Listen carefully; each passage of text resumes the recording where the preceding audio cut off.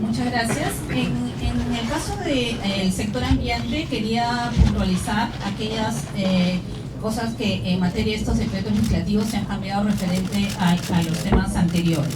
En primer lugar, la legislación anterior hablaba de un instrumento de gestión ambiental correctiva. Este instrumento seguía todas las pautas normales de este instrumento, que implicaba que se tenía que hacer todo un proceso, el cual podía durar 1 o 2 años. El día de hoy se crea el IGAFOM, que es un instrumento de gestión ambiental para la formalización, que fundamentalmente tiene 2 cosas diferentes. Lo primero es que simplifica administrativamente el tema. ¿De qué cosas se quejaban los mineros? Que este era un instrumento muy complicado, tenían que recurrir a consultores, y estos consultores obviamente tenían un costo alto para ellos. El día de hoy estamos trabajando conjuntamente con el Ministerio de Energía y Minas en crear unos formatos bastante sencillos. No significa que se va a bajar la normativa ambiental, simplemente la parte administrativa del tema van a ser formatos mucho más sencillos, asequibles, para que esto no dure tanto, 2, no tenga un costo tan alto para ellos. Y el segundo tema con el IGAFOM tiene que ver con que ahora algunas medidas correctivas van a poder ser fiscalizables desde el primer día. Es decir, anteriormente yo podía entrar con este instrumento, lo que sucedía es que tenía que aprobarse el instrumento para recién yo poder fiscalizar. El día de hoy, algunas de esas medidas correctivas las voy a poder fiscalizar desde el primer momento, evitando entonces que se produzca el daño ambiental durante el proceso de formalización. Y adicionalmente a esto, como ya lo mencionó el ministro, el organismo de supervisión y fiscalización ambiental del ministerio, que es la OEFA, va a poder acompañar a los gobiernos regionales en la competencia que ellos tienen, que es hacer la fiscalización de este sector.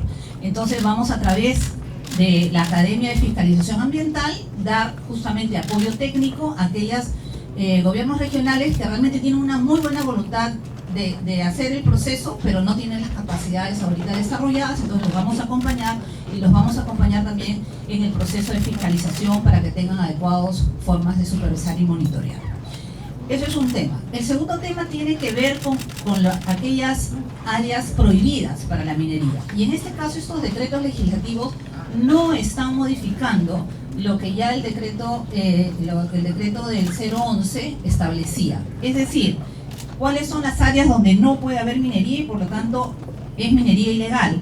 Son aquellos espacios de áreas naturales protegidas, zonas arqueológicas, reservas indígenas, cuerpos de agua, ¿sí? Entonces, es importante mencionar que aquí no se está haciendo ningún tipo de flexibilización, y ustedes ven ahí las imágenes que todos sabemos, ¿no? Todo el impacto que genera justamente esta minería en cuerpos de agua.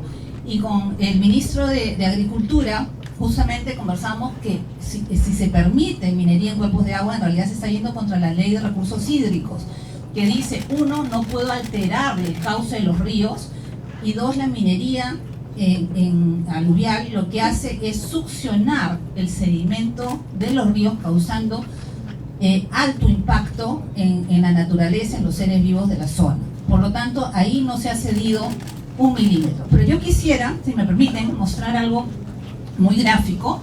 Es que en este proceso, durante lo que va de la gestión, nosotros hemos continuado con el trabajo realizado en las áreas naturales protegidas. Si ustedes miran esta imagen de acá, es de agosto del 2011.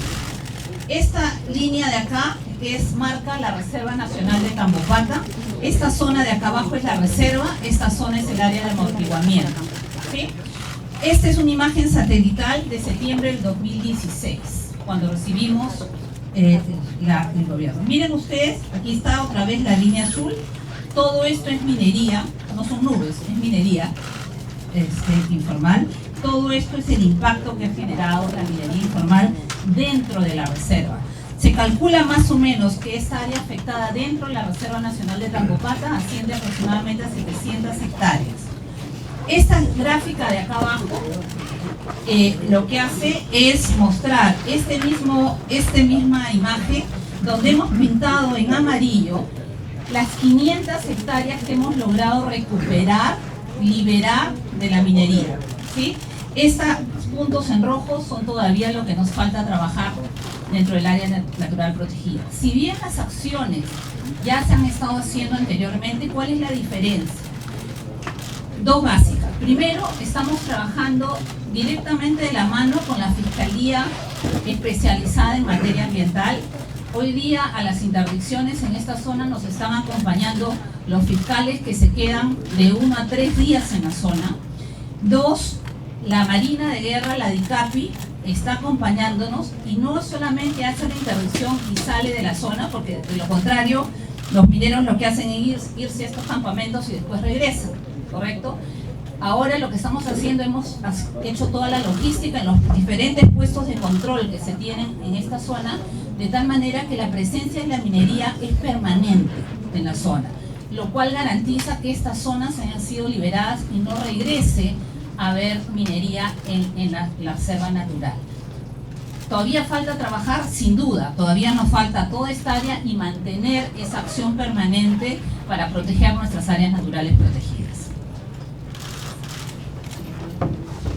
Seguimos, por favor, si pueden, pasan todas. ¿Sí? Ok, sin embargo, Madre de Dios es nuestra zona más complicada. Sin embargo, la minería ilegal, ¿no es cierto?, está entrando en muchas de las otras áreas naturales protegidas que tenemos.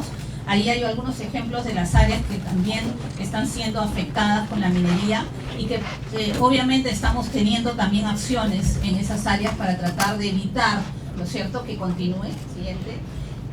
Tenemos a la fecha más o menos 1900 procesos penales por delito de minería ilegal.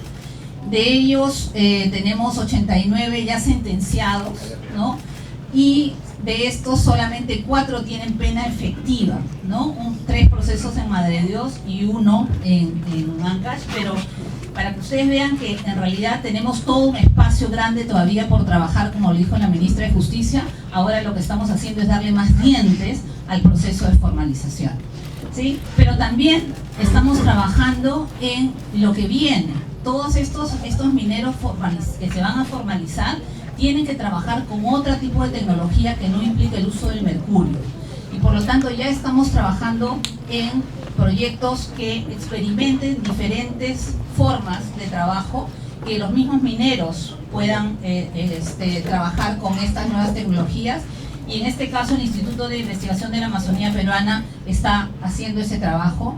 Y tenemos un proyecto también de CAF, con CAF, donde ¿qué cosa estamos haciendo? Apoyando a algunos mineros como ellos que están en el proceso de formalización a trabajar el tema de oro limpio, ¿no? Entonces también los estamos promoviendo porque eso es lo que se viene, ¿no? No solamente estamos mirando el proceso, sino lo que tenemos que hacer a futuro para generar una nueva minería en realidad, una nueva forma de hacer minería. Siguiente. También es importante ver que una vez que estas áreas liberadas, que se les he comentado, ya entran en proceso de recuperación, y ese proceso de recuperación supone primero limpiar los suelos, porque los suelos están contaminados, y luego entrar en un proceso de ya recuperar, reforestar esa área, ¿no? Entonces también estamos viendo que ese es un trabajo futuro y ya estamos empezando a dar los primeros pasos en ello. Muchas gracias. Nuestra contribución a los decretos legislativos va por el tema de simplificación administrativa y la posibilidad que el instrumento de gestión ambiental para la formalización, el IGAFOM, pueda ser un vehículo que nos permita hacer fiscalización desde el primer momento y reducir los costos que significaba para el administrado el tener que hacer un instrumento de demasiada complejidad.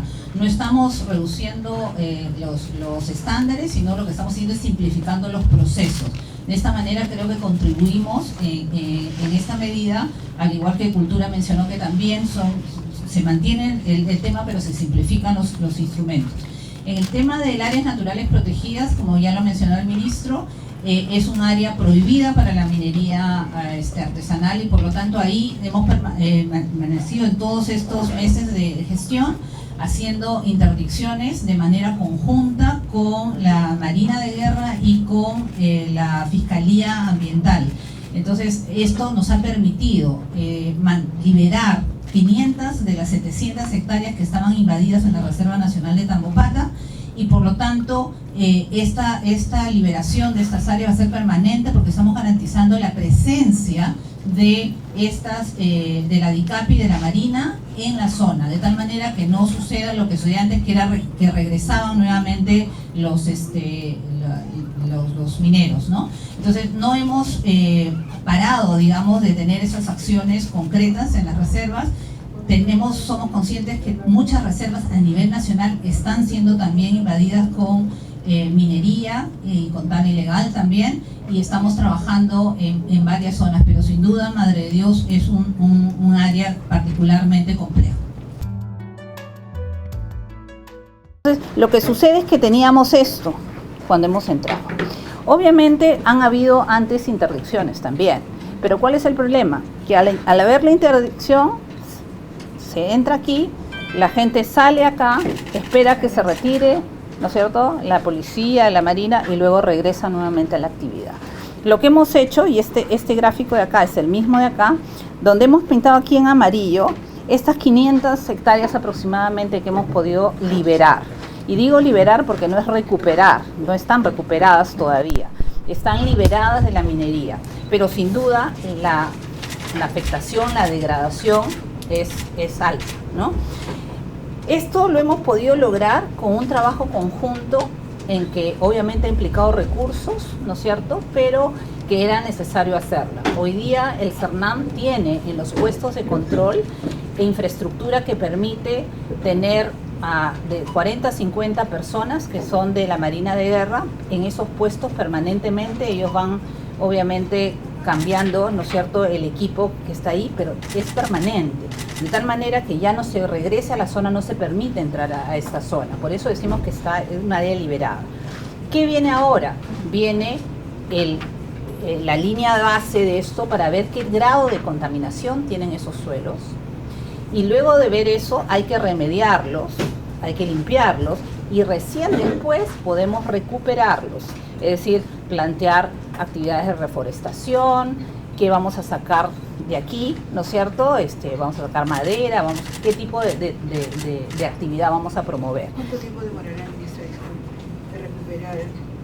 Bueno, todavía estamos haciendo los estudios que nos permitan indicar el grado justamente de afectación de la contaminación. ¿Y ya tienen previsto los estímulos para los nativos? Porque son ellos los que también trabajan en la minería. Claro, justamente todo esto de aquí va a generar empleo, porque justamente vamos a tener mucho trabajo que hacer en la remediación, mucho trabajo luego que hacer en la regeneración. Entonces, definitivamente, eso es una suerte de cuestión positiva que queremos generar, ¿no es cierto? Pero permíteme, esta área que ustedes ven en rojo son todavía las casi 200 hectáreas que nos faltan liberar. Aquí estamos trabajando con la Policía Nacional también, que se ha comprometido a apoyar en este mismo esquema de permanecer en la zona, y eso haría que ya tengamos por lo menos toda esta franja, digamos, de contención del área natural protegida de Tambopata liberada. Justamente sobre la acción de la policía quería consultarle, porque DICAPI en realidad, claro, se encarga de cuerpos de agua y tienen un margen de acción hacia cierta zona del terreno. La policía ya se comprometió también a permanecer en el punto azul, que es donde está. Sí, como te digo, una de las cosas importantes y creo que marca la diferencia de este proceso de formalización es que estamos todos los sectores involucrados y estamos trabajando de manera coordinada, ¿no es cierto? Entonces, eso implica también el Ministerio del Interior, el Ministerio de Defensa, porque Marina está ahí, ¿no es cierto?, el Ministerio de Salud por el tema del mercurio. Entonces, es un problema, como lo mencionó el ministro Tamayo, bastante complejo y requiere, por lo tanto, de soluciones integradas. Entonces, cuando preguntan qué garantiza, digamos, que este proceso sí va a funcionar, por lo menos estamos partiendo, uno, de un diagnóstico muy realista, atacando justamente la simplificación, que era el tema que le preocupaba a muchos mineros, que era un proceso demasiado costoso, engorroso. Ahora es un proceso más simple, es un proceso más barato. Estamos poniendo dientes en la medida de que las facultades nos lo han permitido, con estos ajustes en el Código Penal, por ejemplo, que va a permitir justamente perseguir, ¿no es cierto?, de una manera más efectiva a todas aquellas empresas o casos que se generen ahí que estén implicando estos problemas de trata de personas, ¿no es cierto?, complicados. pero también implica que estamos mirando el problema de una manera conjunta y articulada, ¿no? Y eso creo que garantiza que de alguna manera la acción puede funcionar, ¿no? Sin duda no hay esquema perfectible y parte del tema que nos hemos fijado en estos 3 años que dura el proceso es hacer evaluaciones continuas para ver qué ajustes se deberán hacer. Con este paquete legislativo, ¿cuáles son las metas de formalización? ¿Al primer año, al final del gobierno, en 5 años? En el plan de gobierno del presidente Kuczynski se había planteado la meta a 5 años de formalizar el 50%, ¿no? Ahora, como mencionó también el ministro Tamayo, es bien difícil saber la cantidad exacta, ¿no es cierto?, porque es una actividad ilegal justamente, pero digamos, partimos de algunas cifras que tenemos que hoy día hablan de 70.000 sujetos de formalización, y quisiera también que entendieran el concepto. Sujetos de formalización puede ser una asociación, un sujeto. Por lo tanto, ese sujeto puede tener varios mineros, ¿no? Puede tener 300, 200 mineros. Lo cierto es que de los 70.000 aproximadamente que iniciaron el proceso de formalización, solo se lograron formalizar 161 sujetos de formalización, ¿no? Que puede implicar, pues, hablar, no sé, el ministro lo ha dicho, alrededor de 3.000, 4.000 mineros, ¿no? Pero es muy reducido, ¿no es cierto? Lo que queremos nosotros justamente con todo esto es entrar en un proceso mucho más amplio y lograr esa meta mínima, por lo menos del 50%, ¿no? Para culminar formalización, pero para iniciar procesos de formalización en este primer año, que debe haber un impulso con los cambios normativos, ¿cuántos podrían iniciar? Ya iniciamos con los que ya empezaron el proceso. Ya los 70.000 que están en el proceso son los que van a continuar y los que saldrían mucho más rápidamente, mucho más fácilmente en el proceso, ¿no?, de formalización. Justamente hemos identificado en este tiempo que hemos estado trabajando cuáles eran esos problemas que impedían que se certificara. Un primer problema es el tema de los altos costos que significa para los mineros el seguir todos estos procesos. El ejemplo claro es el tema que te hablaba del instrumento de fiscalización, el instrumento de gestión ambiental, ¿no es cierto? Yo pedía un instrumento de gestión ambiental que implicaba, pues, todo un procedimiento que no lo podían hacer ellos, tenían que contratar a consultores.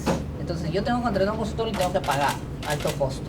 Me va a demorar tiempo, ¿no es cierto? Y entre tanto no puedo continuar mi proceso.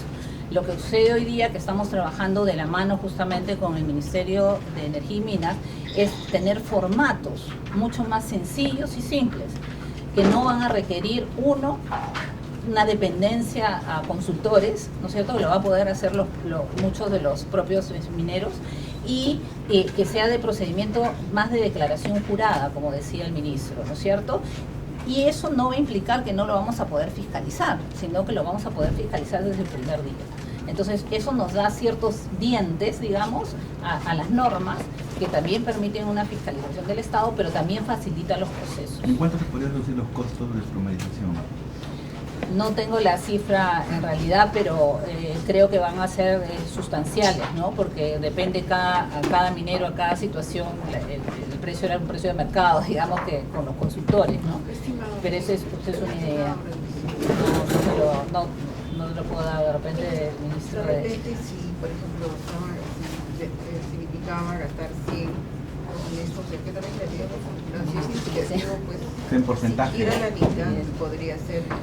Va a ser bastante significativo. O sea, la idea es que justamente tú mismo puedas hacer llenado de formularios y puedas hacerlo de manera virtual. Justamente se está hablando en el decreto de una ventanilla única, ¿no? Donde justamente van a estar la SUNAT, va a estar el Ministerio del Ambiente, van a estar todos los ministerios correspondientes que ayuden justamente a preparar toda esta documentación mucho más simple, pero que se va a necesitar todavía esta ayuda, para que los mineros puedan formalizarse. No los vamos a dejar a que ellos decían, sino va a haber una acción mucho más clara, directa, ¿no es cierto?, de capacitación.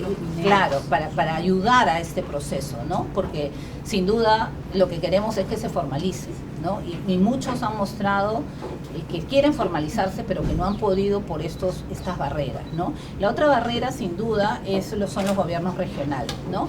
muchos gobiernos regionales también encontramos que tenían mucha voluntad de apoyar, pero uno, no tenían recursos, dos, no tenían el personal capacitado, ¿no es cierto? Entonces, ¿qué va a ocurrir ahora?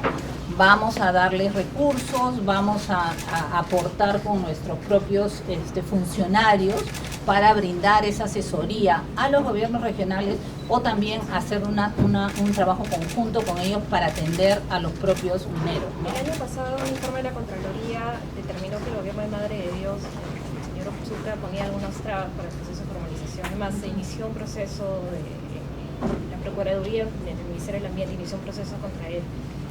¿Cómo se va a coordinar exactamente con el caso de Madre de Dios, ¿no? Mira, yo creo que en general todos los gobiernos regionales tienen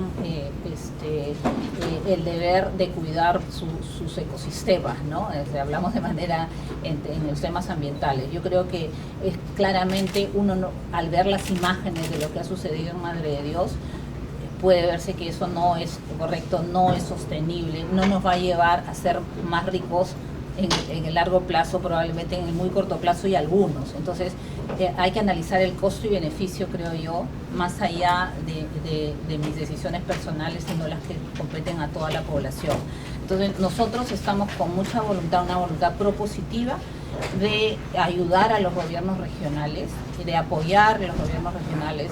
Hemos conversado en los BORES ejecutivos con el gobernador. Por ejemplo, él desde un inicio tenía una posición muy clara respecto a no minería en áreas naturales protegidas, lo cual me pareció un muy buen inicio de gestión. Ahora estamos trabajando en cómo generar nuevas actividades productivas para las comunidades de la región. Estamos hablando de castañas, estamos hablando de proyectos productivos que sean alternativas a la minería, ¿no? Entonces yo creo que si es que hay voluntad real, van a encontrar en esta administración un ejecutivo dispuesto a colaborar, un ejecutivo dispuesto a proponer acciones concretas y trabajando coordinadamente. Y aplicar las medidas legales también, penales. También, eso es cierto. Yo creo que lo que hemos hecho también en estos decretos legislativos con apoyo del Ministerio de Justicia es darle un poquito más de dientes a las normas y también en este caso en particular sancionar a los funcionarios que no cumplen su deber, ¿no? Y eso nos parece fundamental, ¿no? No podemos castigar al administrado, ¿no? Por no llegar a terminar el proceso de formalización cuando no depende de él, cuando justamente es el Estado el que no le da las facilidades para, ¿no? Y eso debe ser de alguna manera sancionado y estos decretos van en ese sentido, ¿no? Ministra, una consulta. Ahorita se está hablando mucho de la formalización minera, pero enfocado al oro. ¿Qué novedades hay sobre la formalización minera no metálica que puede haber en algunas zonas, inclusive acá en Lima? Los decretos legislativos son en general para la formalización de todo el sector, tanto lo dijo el ministro para minería aluvial como minería de socavón, diferentes tipos de minería en el área territorio nacional, ¿no? O sea, son generales, no son específicas para un territorio en particular. Pero sin duda, Madre de Dios, pues es un tema bastante complejo. Claro, pero en su despacho ustedes estarían desarrollando alguna propuesta también en paralelo para trabajar la minería no metálica, como por ejemplo el en Piura o en mismo Lima. En principio es una tarea que le compete al ministro de Energía y Minas. Nosotros colaboraremos, como siempre lo estamos haciendo, con aquellas medidas que faciliten el proceso de formalización. Habrán escuchado al ministro de Cultura, tanto como a mí, diciendo que no nos pongamos pues exquisitos pidiendo cosas que normalmente son cosas preventivas, cuando ya tenemos las imágenes viendo lo que existe, ¿no? Entonces, facilitemos el proceso, pero no sin rendirnos a nuestra competencia de fiscalización. Ministra, en el decreto 1136, en una de las disposiciones finales, se dispone que se añade un artículo, el artículo 5.5, donde dice que se permite el uso de maquinarias pesadas como retroexcavadoras, cargadores frontales y todo esto. ¿Por qué si antes no se permitía, ahora sí se permite ese tipo de material? No hay ningún cambio al respecto, en ese sentido, respecto a la normativa de la 1100. Lo que hay es una aclaración, porque justamente muchos mineros se quejaban de que interpretaban la disposición de la 1100 diciendo que les han prohibido utilizar todo tipo de maquinaria. Y eso no es cierto. Eso estaba, digamos, llamaba a la duda. Lo que se ha hecho en esta disposición es aclarar que eso no, sí estaba permitido el uso de cierto tipo de maquinaria. ¿Sí? Eso es lo que se está haciendo. No se está cambiando nada, se está aclarando nada más. Y este tipo de maquinaria, es decir, no se podría hacer pasar, como sugirieron algunos diarios, como dragas. No, porque las dragas se usan en cuerpos de agua y eso está prohibido. Esa es minería ilegal. Eso no es. Pero no sí el 1100 sí señalaba pues que se prohibían retroexcavadoras, cargadores frontales y todo eso. Pero ahora En cursos de agua no se puede hacer minería, ni con una lampita ni con una draga. No se puede hacer minería en cuerpos de agua. Ministra, eso está cerrado. Claro, pero el 1136 sí decía que lo que se prohibía en el 1100, 5.2, ahora estaba permitido. No. Por eso me pregunto. Nuevamente, no sé, acá de repente César puedes darle una precisión más legal al respecto, pero no se está abriendo, se está haciendo una aclaración. Sí, ministra. Respecto a eso, el artículo 5.2 del decreto legislativo 1100 sí permitía el uso de maquinaria pesada. Tanto es así que el artículo 12 del decreto legislativo 1100 le da el mandato a la SUNAR para registrar maquinaria pesada. Fruto de ese mandato que le da el 1100 en el artículo 12, la SUNAR emite una directiva aprobada el año 2013 que podemos compartir luego a través del área de comunicaciones, donde se abre el registro para maquinaria pesada como cargadores frontales, retroexcavadoras, volquetes. No tendría sentido registrar ese tipo de maquinaria que estaría prohibida, ¿no? Entonces simplemente lo que ha hecho esto es precisar que sí se puede utilizar maquinaria pesada, algo que ya estaba permitido. Ministra, aprovechando la presencia un poquito para hablar del tema sobre la propuesta de creación de zonas reservadas en el mar Pacífico tropical.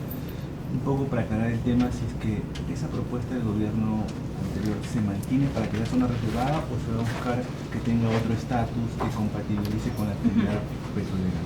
Sí, nosotros encontramos, ¿no?, en esta gestión esa propuesta. Conversamos con muchos actores que se acercaron al ministerio, no solamente las empresas petroleras, sino también algunos gremios de pescadores artesanales.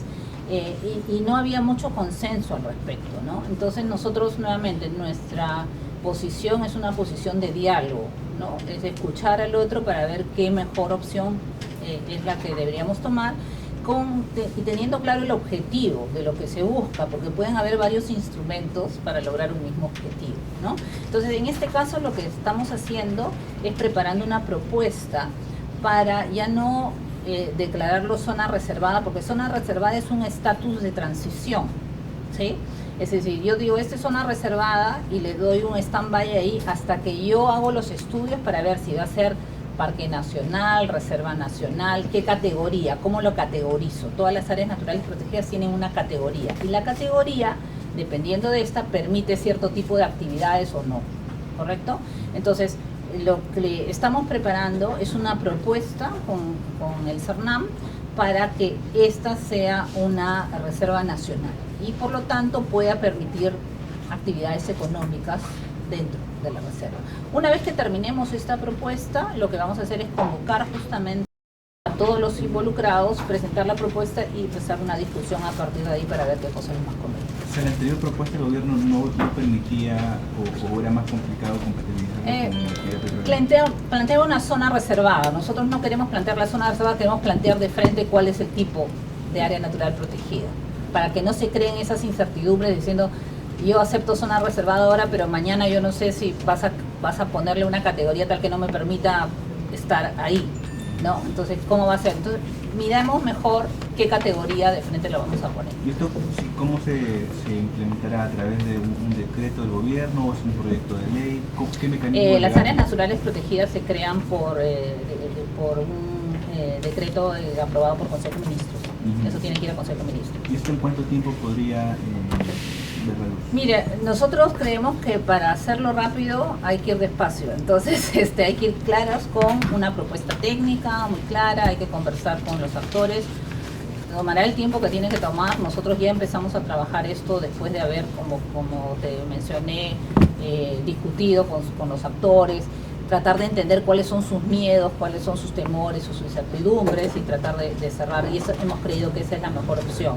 Entonces nosotros suponemos que en estos primeros 2 meses deberíamos ya tener una propuesta lista para compartir con los actores. Probablemente sí, febrero, fines de febrero. Eso Primero para compartir una propuesta para que van a ser compartida con los comprometidos. Claro, porque eso tiene que irse a consulta y todo. Y luego Ministra, una consulta, vamos terminando.